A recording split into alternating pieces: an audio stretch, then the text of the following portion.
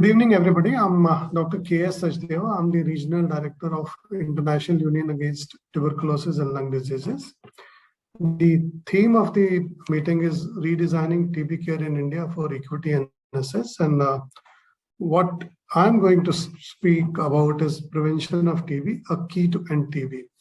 I've chosen this theme within the overall theme of TB care in access because prevention remains one of the very important intervention to end as we move towards ending TB, or what we are calling as a key to end TB.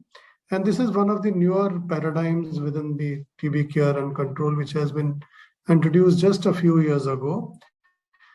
The country agreed to introducing the preventive TB preventive therapy in 2018 in a UN level, high-level General Assembly meeting in 2018. So just giving an overview, when we talk of prevention of TB, it's a wider basket of choices which we have. So prevention covers what we know as a behavior change, or urging patients to seek early access to diagnosis and treatment as soon as they recognize their first symptom. So within this, we have strategic communication or a call for action for patient to assess services. We also have within the prevention what is known as a cough etiquette. As soon as you experience cough, you are likely to transmit diseases which can be transmitted through an airborne route. So you have to take adequate precaution in the form of you have to either cover your mouth and nose with an handkerchief or with your elbow. With the recent COVID pandemic, which engulfed the entire globe in last 2 years, we now feel that there is some role of use of mask in TB prevention, specifically in the early stages of treatment, wherein you are still capable of transmitting your infection to others. So our recommendation is to use mask for about a month when you start treatment. And then, as we know scientifically, when you are on treatment for about 2 to 4 weeks, you are no more infectious. The second major intervention in the prevention is what we call as how do we prevent spread of infection. Within that, I did refer to, some of the interventions are cutting across boundaries. I did refer to cough etiquette earlier and also use of mask. But within that is also very important is an open ventilation or a natural ventilation. So if there are enough air exchanges in the environment or your room or the place where you are staying, the chances of a person spreading that infection to others becomes less. We have seen that measure within the COVID also recently when we advise them to maintain a 6 feet distance. The basic idea is that you don't transmit infection to others. So if there are adequate air exchanges within a surrounding, there are very little chances of you spreading infection to others. Then there are other measures which are more mechanical or based on equipments, which is not the right forum to talk about it as of today, because I will be stressing more on TB preventive therapy, which is the third intervention. Another intervention for prevention of TB is vaccines for TB. We all know that BCG has been in the universal immunization program for many decades. But as we all know, BCG only prevents development of severe forms of TB in children, and it's not totally protective against TB. The scientific community as a whole is working a lot to develop new vaccines for TB, and we expect new vaccines for TB to be available within next 5 years for use under the National TB Elimination Program. A word about TB preventive therapy, a new intervention which has been rolled out by most of the programs. India committed to this intervention in 2018 and also agreed to certain targets on the number of patients to be put on treatment. And as the entire scientific community knows that in India, about 40 to 50% of the population is estimated to have been infected with the TB bacilli, but that bacilli remains dormant. In a certain percentage of patients or in certain categories of patients, which we call as high risk, they break down into TB. So there is about a 5 to 10% of chance in those who are infected with the TB bacilli to break down into TB.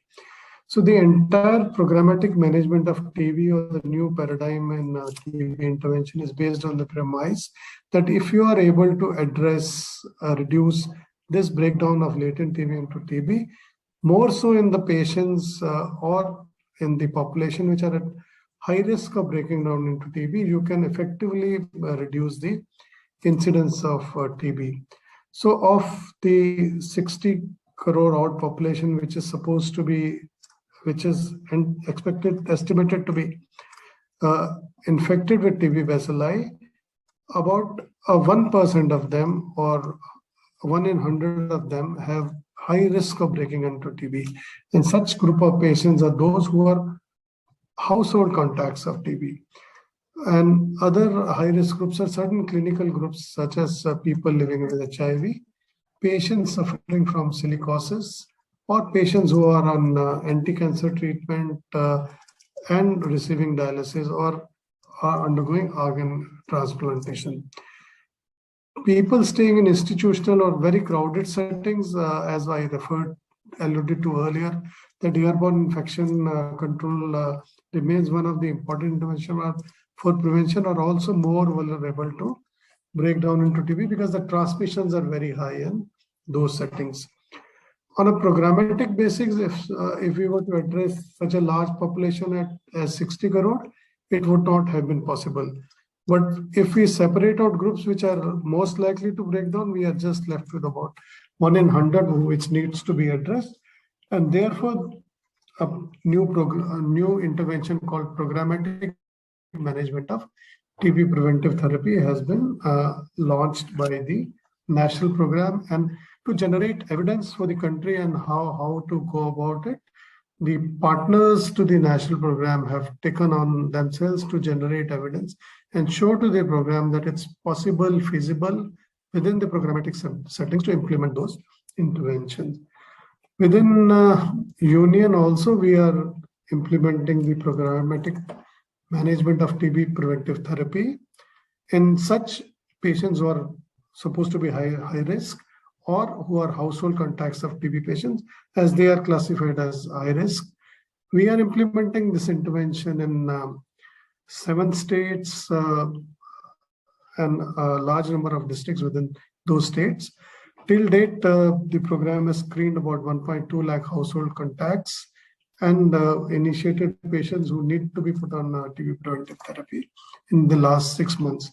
We are hoping that we have huge learnings in the initial period of implementation on TB preventive therapy, and each month, the programmatic management of TB preventive therapy is being refined, and we are able to produce evidence that it is doable, feasible, and the national program has now, based upon the evidence generated by partners, including Union, they are now scaling it up to the entire country, to all districts of the country, and the provisions for same have been made within the project implementation plans of all states and districts.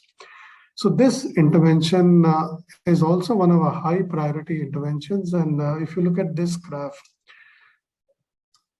which says that if we were to achieve TB elimination by 2025, what are the interventions which are going to be most effective? And TB preventive therapy comes out to be as one of the most promising intervention, which will accelerate the speedy decline in TB incidence. And we are fully committed to support national program and all the communities and states to scale those programs, develop evidence, and also handhold states to and support the country in meeting its objective of TB elimination and meeting sustainable development goals by 2025. I'll stop here and wait for questions and answers and any clarifications that the participants may have for me. And thank the organizers for giving us an opportunity to share our views.